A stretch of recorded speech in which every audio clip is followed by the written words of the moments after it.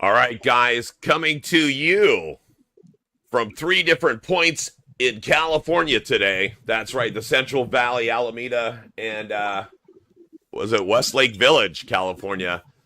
It's time in for Zig Los in the Zone.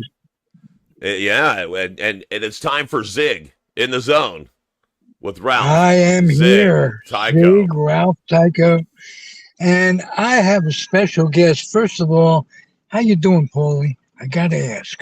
I'm doing well, my friend, doing well. Thank you. How are you doing? All right, exceptional circumstances today.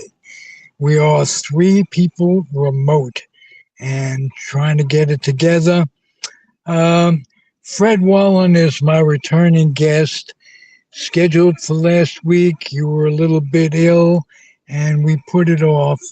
And with so much going on, I'm glad you're here, Fred.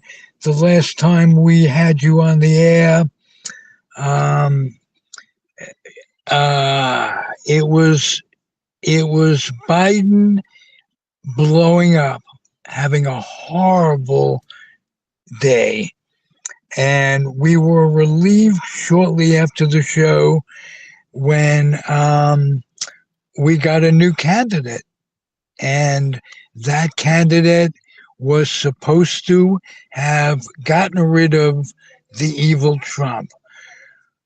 Well, it didn't happen. And we are stuck with a situation today that I think is on the way to being solved. I think that the Epstein thing is coming to a head. It will mean the resignation or the impeachment of Trump. And with that goes Vance as well, because if he's impeached, Vance is impeached. And all the members of his candidate, of his cabinet. Um, you think that's a possibility, Fred? No. Oh, okay. I'm sorry not to be so delighted with your, with your diagnosis, No, but no can chance. you tell me why? Because we need that in the worst way. All right, let's go back. It's not even Trump's fault. The idiots in the Democratic Party in 2016 nominated Hillary when they knew she had baggage. Should have been somebody else, but they gave her all the money, and so she ended up the nominee. He wouldn't have beaten a Bernie Sanders, or he wouldn't have beaten a whole slew of other candidates. He beat her. All right, so now we get to 2020, and if James Clyburn had not opened his big mouth, Biden would not have been the nominee. Again, Trump wouldn't have. It's just unbelievable. So that put Biden in the circumstance of an interim president, which of course, when somebody says that, you know they're lying. And then we get 4 years later, and he doesn't want to step down. When he finally was pushed out, it was too late. They didn't have a nomination ballot type thing. They just gave it to Kamala, and you see the results. And as I told you off the air, I do believe Trump to be the devil in disguise. I believe this is Berlin, Germany, 1933 to 1945. Doesn't matter what happens. He doesn't care as long as he protects himself. Now, Congress is going to go on recess probably through August. So this is going to stall for 6 months. It'll never happen. There are no testicles in the Republican Party and the MAGA Party. So we're screwed. And we're going to have to battle it. And I mean physically battle it. I do believe it's going to be, again, a situation of Charlottesville in 2017. And again, Trump doesn't care. He's never going to step down. And it's just not going to happen. And it's going to be warfare. Wow. Paulie, what do you say to this, if you would? There's a lot of stuff going on with this. So he's definitely Teflon Don, right? I guess I should put my camera on. Hi guys. Here we go. Everything seems like a chore today. Sorry guys. Doing everything. I'm doing everything long-handed. There we go. Everything's a chore nowadays. So going back to what you were saying, he's still Teflon Don, right? He's still the guy that nothing will stick to him. So I don't know if they release the Epstein files, if that will get him. Um, it seems funny that what's getting him is promising that we were going to see some information from that. His whole base was really they were like Pavlov's dog. They were salivating at the mouth, right?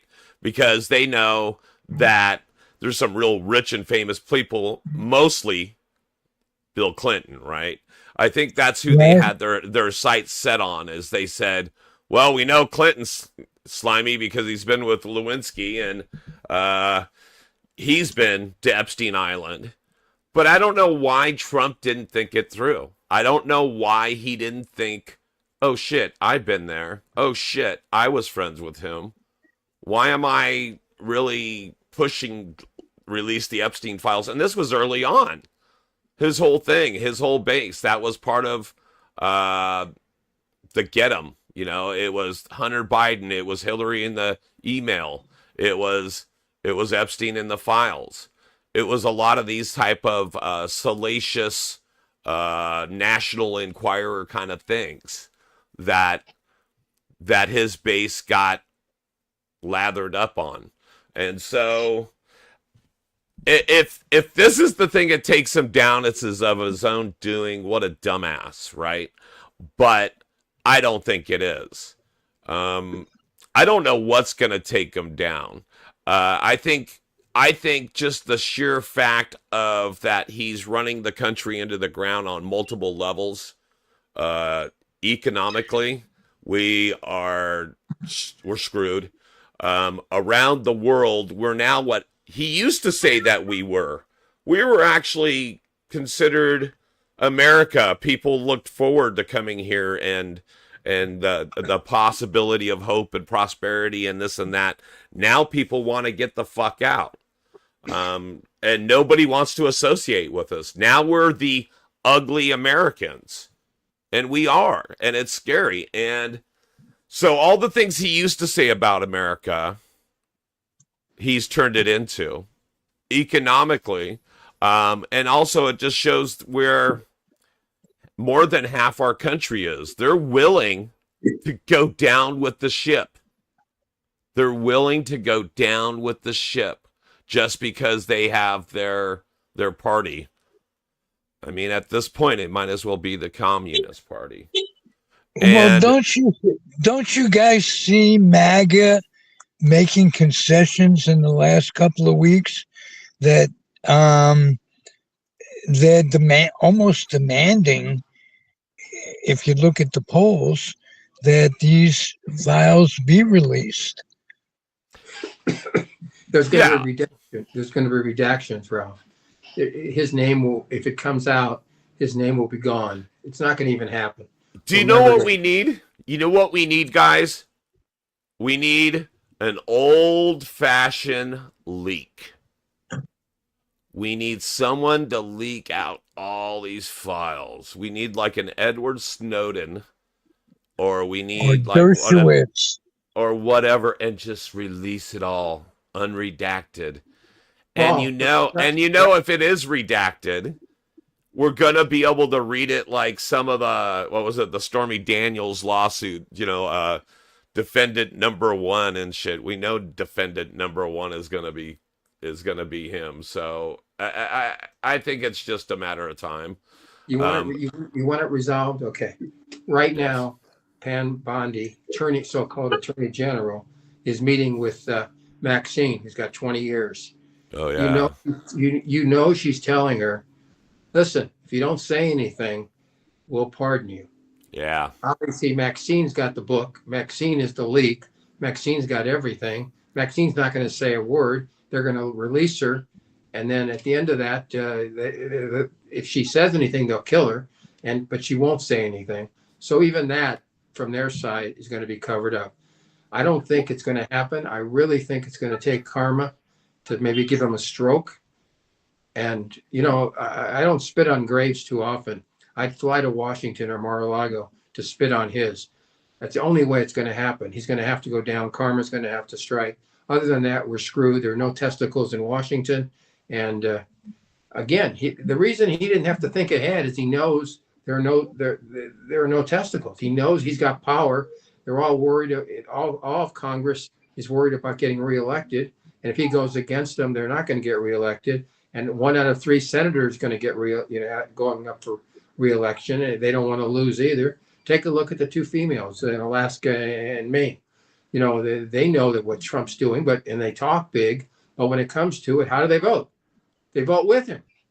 End of story. Well, and so you're right. He's got all the cronies. He's got the game locked up. He's got the FBI. He's got Bondi. He's got Patel or whatever. The DOJ and all that. Yeah, shit. he's even got the Pentagon. So here's the thing. There's been a lot of conspiracy theories about if Jeffrey Epstein really committed suicide. Is he alive? Was he killed? Multiple things, right? And so here's the Ghislaine Maxwell thing. They better watch her. And you're right. They better get her on their side, meaning the Trump side, if things are just going to go whatever. But yeah, she's either going to be locked up and never see the light of day, maybe shipped off to El Salvador. I don't know. Somewhere. Never see the light of day, or she's just gonna disappear, never see the light of day, or they'll end up pardoning her, and if she did come out, then it would all be kind of he said she said again. If this sounds like Nazism, there's a lot of things about this that really remind me of how Hitler rallied Germany behind him. Fred, you published on Facebook this morning a post about just that. What are some of the things that are analogous to Nazism based on that article you wrote? You copied, but it was a beautiful article. Well, first of all, the most votes that Hitler ever got was 37% in Germany. Trump got 48 to 49% in 2024. That tells you one thing from the start. The most he ever got, Hitler, was 37%. Took him years to build up to 38 when he started the real strong arm things. That's what Trump's doing right now. I mean, he's controlling everything. And take a look at the hate crimes in this country, particularly, let's say, against Jews. Since Trump has opened his mouth 10 years ago, take a look at the percentage that's gone up. The word Shylock he used last week. Now, unless you're an idiot, you know what the Shylock meant. He acted like he didn't. The problem with that is that when niece Mary wrote her book in 2017 or 18, and I read it, and I have it in another room here, Fred and Donald Trump at the dinner table would use anti-Semitic terms like blank, blank, blank, and Shylock.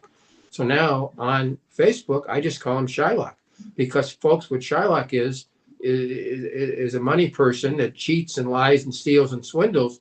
There's no bigger Shylock than Trump. You don't have to be Jewish to be a Shylock. Believe me, there's no or even perceived as a Shylock. How do you tell the difference? Religion has nothing to do with it, and that he uses the religious card once a day. Some religion, some nationality, some immigrants. So they're all killers. They eat dogs and this kind of shit. How do people keep falling for it? Because they want to think they're better than somebody else. If you're, let's say, below middle class and you're struggling to make it, you want to think that you're better than another group. You have to think you're better than another group. And he makes them think that they are better than another group. So their hatred comes out, their racism comes out, and he's very good at it. He's always done that. So And things haven't changed in this world in 80 fucking years? no, no, Is that what you're saying? Really? history is prologue. There's everything returns, everything comes back, everything repeats. There's not a question about that. Yeah, style definitely comes back around, even shitty style. And so, yeah, you're right. History repeats itself. That's why we should learn from the shit that happened 100 years ago. That's happening now. That's going to happen in another 100. So, people are people. Some of the same evil shit just keeps coming around. Unless we learn from it, we're never going to evolve. Right? So, Is it just fear that people have more than anything? it's a big ingredient, right? We were talking about how the media serves up fear on a daily. I used to have the line, you remember, Ralph, I used to have the line, I would say, during my comedy set, I would say something like, oh yeah, I love the 11 o'clock news. They would say, good evening, welcome to the 11 o'clock news. And that would be the end of my good evening. Because from right then and there, it would roll out shit. And it doesn't matter which news outlet you're working on, they all have their agenda. That's why I take my doses of news in small doses. And I take them from a couple different places a day. And I still try to stay informed and form my own opinions, because somewhere between Fox News and CNN is probably the truth. And so I think it's just not turning on blinders. You can't be into it the whole time. Otherwise, we have to worry about our blood pressure and chance of stroke and heart attack. I saw the other day that John Goodman was being interviewed for someone, and in the middle of the interview, he popped out his little vape pen and took a hit, put it down. I think that's where we're at in this country, right? Everybody's got a vape pen. I'm surprised my doctor wasn't doing a rectal exam with a glove with his little pot vape pen in his hand. Right. So, or using that as a probe. Well, Well, the advances in modern medicine. So yes, yes. They can make you feel better coming or going. Let's put it that way. And let me ask you this: you've been in a lot of pain recently, Fred. You broke your hip and what have you. Are you're in California like I am? I hope you're using gummies or some sort of relief along the cannabis line. This station is so pro cannabis, and has our theories have helped so many people be relieved from both physical and mental pain. I hope you're imbibing on some level. Not the strong stuff, but some stuff. In the hospital, though, they just continue to give pain pills, and those totally wrecked my stomach and my gut, and so I'm still battling that too. And it's a struggle, and I haven't done the marijuana thing since college, the real marijuana thing since college. Well, I hope you will, because you just gave the perfect answer. Why not do the stuff that makes your stomach feel bad, and this, that, and the other thing? And now that it's legal, I hope you and every one of y'all out there that's struggling in any way, mentally or physically, can get some of the joy and relief of pain, the joy that comes from relief of mental or physical pain. And that's just my hope for you, Fred, because you, like Paul, are a dog person. I remember crying when your dog passed away. What was it, about 5 years ago? And um, you told me about it, and I literally cried. And I would have Paul's dog cried because basically dogs give me more enjoyment than people do nowadays. So just do the best you can. What's the prognosis? What's the rehab that you have going? Everybody says, and I go to rehab twice or three times a week. Everybody's different. They never give you an answer. My brother, who's 5 years younger than I am, broke his hip years ago, 5 years ago or 7 years ago. He was walking within 2 days. I've been at 4.5 months, and I'm not. I can walk, but it's like not normally. So I use the walker because my wife, you're gonna fall, you're gonna fall. So we use the walker if I go out, and the only place I go out to basically is the rehab, and that's it. When we go to the market, I don't even get out of the car anymore. My wife does all the shopping. No, no, it's a struggle, and everybody's different. And also, you see, my problem is I fell on my left hip and broke it, and my right side I've got what is called lumbar stenosis. So I have both sides, and some days the lumbar stenosis side hurt more than the hip side. So I'm doubly hit. It was all because I mentioned off the show, before the show, I was reaching for baseball cards. So it's a sports oriented hip. It's a sports injury. And You and Bo Jackson with the hip.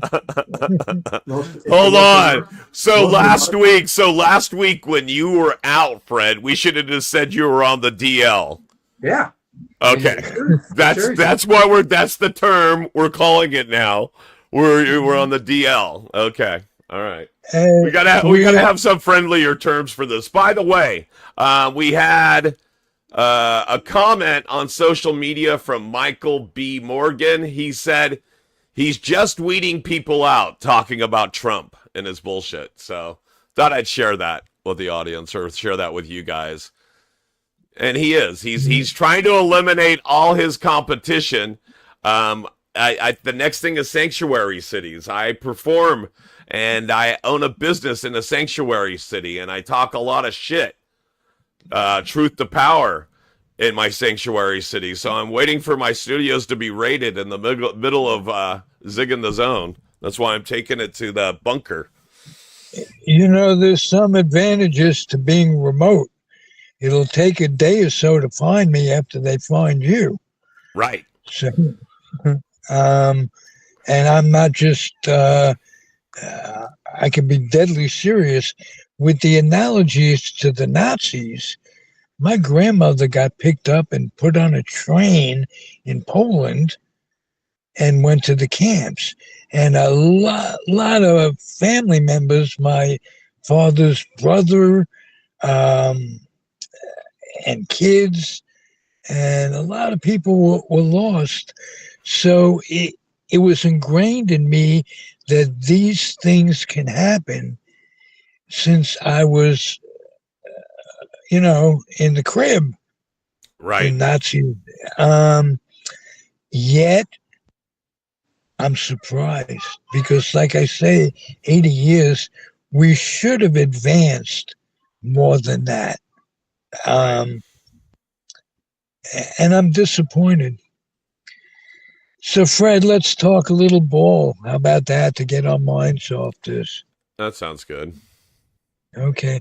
Fred, you and I talked off the air a couple of weeks ago, and I mentioned that Ohante could be the greatest baseball player ever. And you didn't bat an eyelash to that. It's possible, isn't it? If he's well, they if he compare him to Babe stays Ruth. healthy. They compare him to Babe Ruth. The difference being when the Yankees got Babe Ruth from the Red Sox, he hardly ever pitched for the Yankees. He just 90% of the time he just was the hitter. Otani's doing both. The difference, though, on the other side is that Ruth lasted a long time. Otani, again, right now he's just throwing 3 innings. By August, September, will he go 5 or 6? It's a totally different game now. And there's books out about how stats have destroyed the game, and in some ways, it's totally different. Your object now is to go 6 innings. Well, when Ruth was playing, your object was to go 9 innings and throw 150 to 200 pitches, not 80 or 90 or 100 pitches. So, the game is different. I could make the case that Otani's the best player I've ever seen. I think he's going to have to last a few more years doing both. Last year, of course, he didn't pitch at all for the Dodgers. And, of course, he hit the 50 home runs and had the 50 stolen bases. But I think a couple more years, and you could definitely make the case that Shohei Ohtani is the best player that has ever played this game. And, because he does double duty, those seasons could count as two. Yeah. Not technically, but you know what I'm saying. And I'm just amazed at and coming from Japan too, the adjustment. Unbelievable. The adjustment. Where are you going to place your bets? Where am I going to? It is difficult getting your interpreter to keep his mouth shut. How about that? It's a crazy world we live in. I'll tell you that. Anybody believe, honestly, that Ohtani didn't make some of those bets, if not all of those bets? Anybody believe? Oh, of course he did. So Is he gonna have his $15 an hour interpreter be entrusted with taking the money? The interpreter could have taken that money that he was betting and just took off. Yeah, no question about that. But no one in MLB is gonna poison those waters, just like no one poisoned the waters when extracurricular activities were taken. Soto, McGuire, Bonds, Clemens, and no one spoke up in baseball. They all knew about it. And to keep Bonds out of the Hall of Fame at this point, when Bobby Estabella was Barry's teammate and gave me an interview a while back, and said that basically 80% of the people that he played with, Barry, were using. And that means that he was going up against pitchers that were using. And that he needs to be put in the Hall, unequivocally. Clemens does as well. And it'll start by evening out things a little bit. all Barry had to do when he had the 755 home runs was retire. Tie Aaron. Don't break the record. And all the people, all the members of the press and all people around baseball would have said, okay, he's a better guy than we thought he was. I think he might be in by now. But he had to get the extra 7 home runs, 762, because his ego was so huge and so large. He'll eventually get in. But again, it's a struggle. And he made too many enemies. And he's in a situation now where he needs those enemies to see a positive side about Barry. I set up 2 interviews with him. He didn't make either one. Very few people have ever missed an interview when they set it up. That's Barry Bonds. He was a major league ego, and great player, and the Pirate fans and the Giant fans would never disagree. But he could have stopped at 755. When he hit that, I said on the radio, "Stop, Barry, stop," and just end it there. And he'd go down as one of the all-time greats. Now he had to get the extra 7 home runs, which he did. Congratulations! And now he's struggling to make it in the Hall of Fame. You know, you're in radio, you're going to appreciate this. KNBR in San Francisco had the mics when he hit the home run. They deadened the mics. They said it was an accident, this and that, but it didn't go live on KNBR because, yeah. Hey, speaking of radio, how did you get into it initially? And I'm sure we talked about this. You've been on countless times. But I don't think I ever asked you in this venue, how did you first get into radio?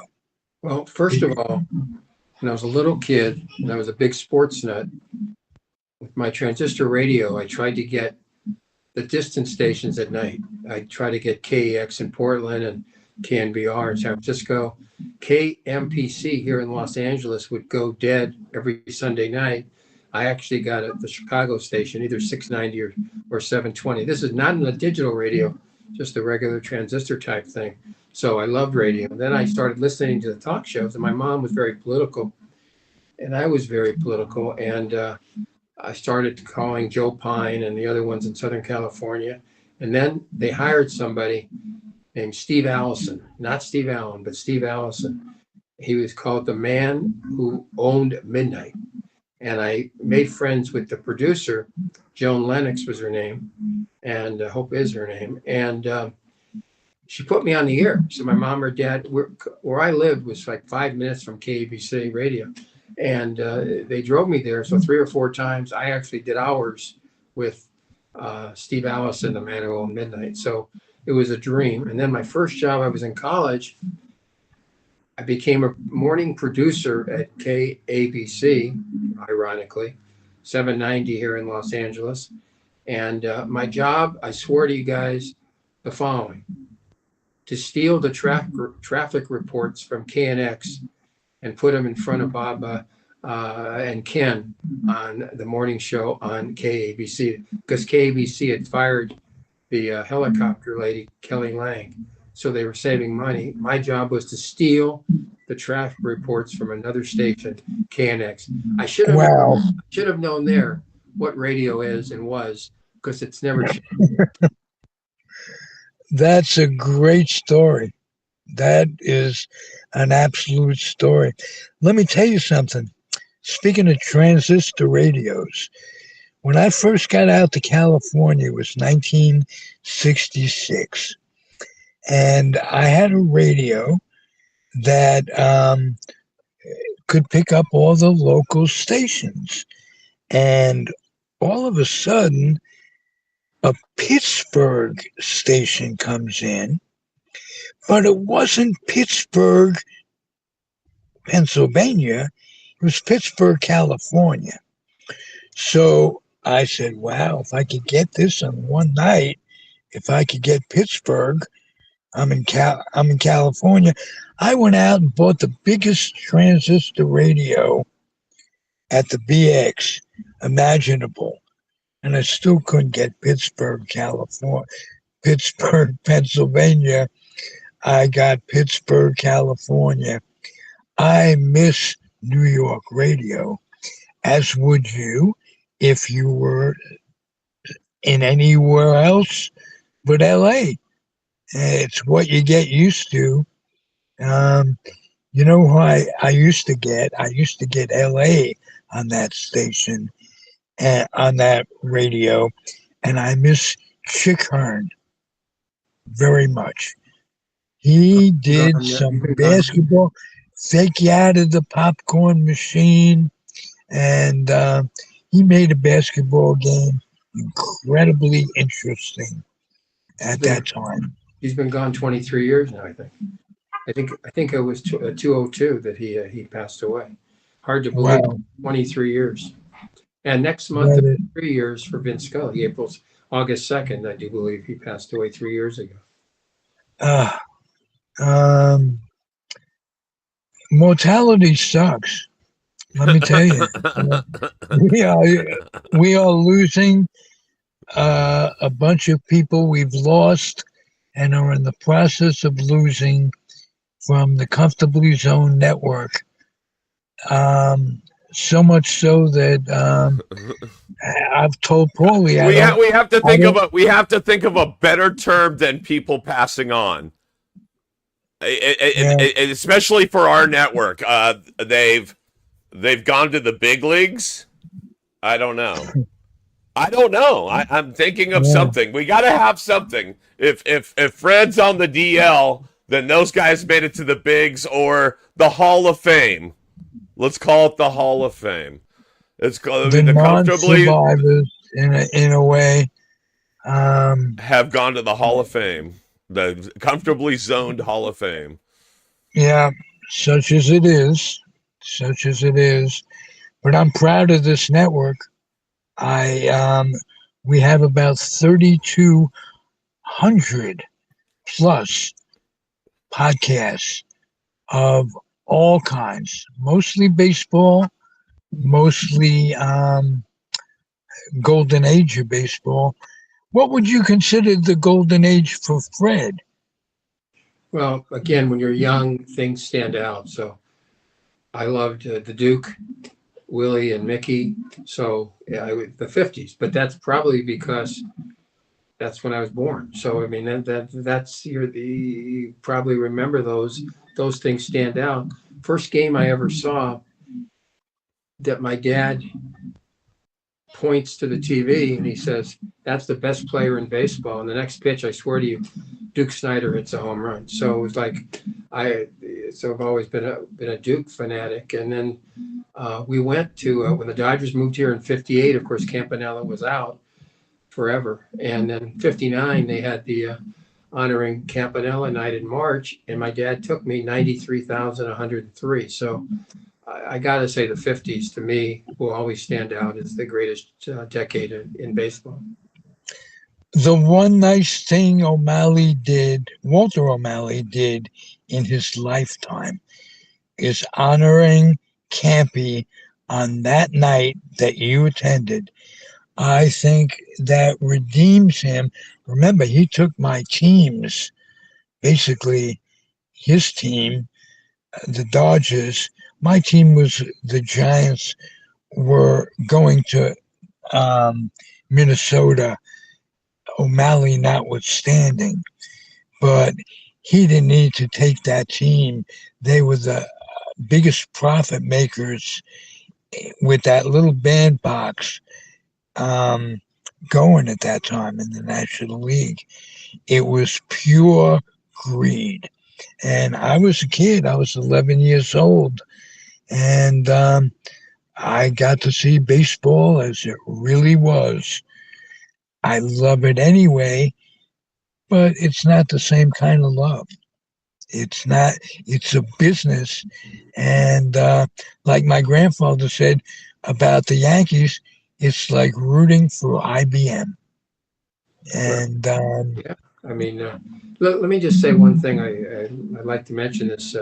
Walter was one thing. O'Malley, Peter O'Malley, to me, I knew you'd get to that because he was not only a business acquaintance, but you considered him a friend. well, when I was doing KABC, I tried to be objective. And some of the players didn't like it. Steve Sachs and Mike Marshall, the right fielder, and Sosha, the captain and the catcher. They tried to fire me. And they brought me into a meeting with Peter O'Malley. And Peter turns to them and he says, "Let me tell you something. Fred is the most objective host we've ever had on Dodger Talk. He's staying as long as he wants to stay. You guys get out of here." And what can I say? And so Peter and I, every holiday season, and we go back and forth with cards and things like that. But he's not his dad. He's a different guy. And if he were still owning the Dodgers, they'd be a different organization. And I wish he was. Obviously, when he sold the team, the whole thing changed. They'd probably still be in Vero Beach instead of Arizona. And I realize Arizona's closer, but there's nothing like Vero Beach as far as old time baseball history and feelings and sensitivity. And the one negative, of course, it was so muggy. You'd take 3 showers a day. You'd walk out and you'd take another shower. But I'll never forget Vero Beach those years I went down there. So I think Peter O'Malley and folks out there, you can judge it as you wish. To me, he was you can't be a nicer human being. You know, I'll tell you Peter O'Malley's story that may amuse you. As you know, I was the Tops rep. And one year I was at the baseball meetings in the Tops room, clerking or whatever. And Peter O'Malley was it was very tight quarters, a small room, and he was talking to Grabakowicz. Billy Grabakowicz. He was the first trade that O'Malley made after becoming owner. And Grabakowicz says to O'Malley, why me? Because after that, they, kept those guys, Lopes and Russell, and they kept them together for 20 years. Why did you trade me? And he looks at Grabakowicz and says, I didn't know what I was doing. Not that it was a bad trade, he says, but it was the first one I ever made, and I had to do something just to be in the business. And they both looked at each other and smiled. Yeah. And that was a warm moment for me, because I was like eavesdropping on a conversation that would have, a lot of people would have liked to heard that. And so Peter was a good guy, but his dad wasn't, for the most part, getting back full circle to Campy. What did Campy mean? He never played in Los Angeles. But what was his influence on the Los Angeles Dodgers? Well, I think the point of view, just like I saw Duke Snider as a young kid, people saw Campanella as a young kid. Of course, 55, they finally win the World Series. It carried over. And also, here was a guy that was multiracial, so it was like everybody sort of liked him. And versus, the circumstances of the era and the time. But he was the focal point of that team before the December 57 traffic tragedy that happened to him.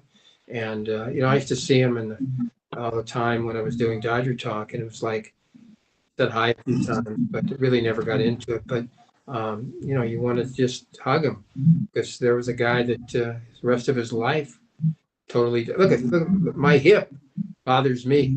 How do you compare that to being paralyzed? You know what I'm saying? It was like such a depressing. Not just paralyzed, but quadriplegic too.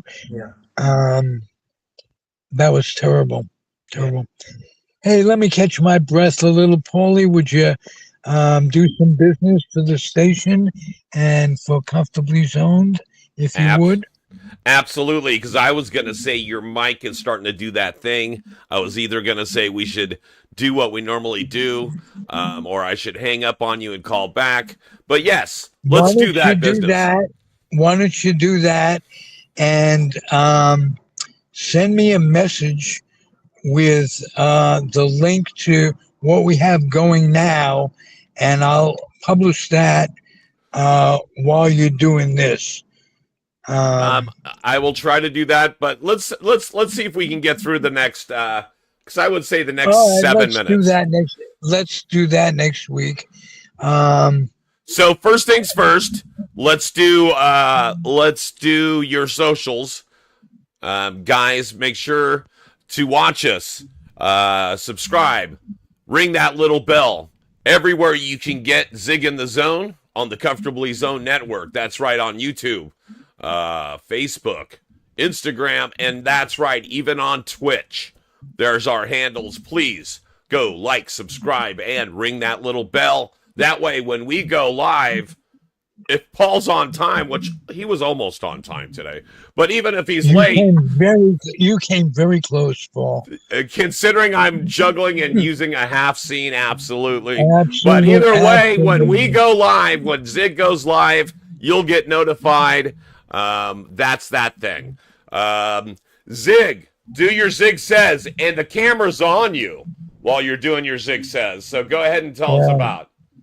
Zig says, if you have any compassion for children, and that's not if you have any, if you have a particular amount of compassion, give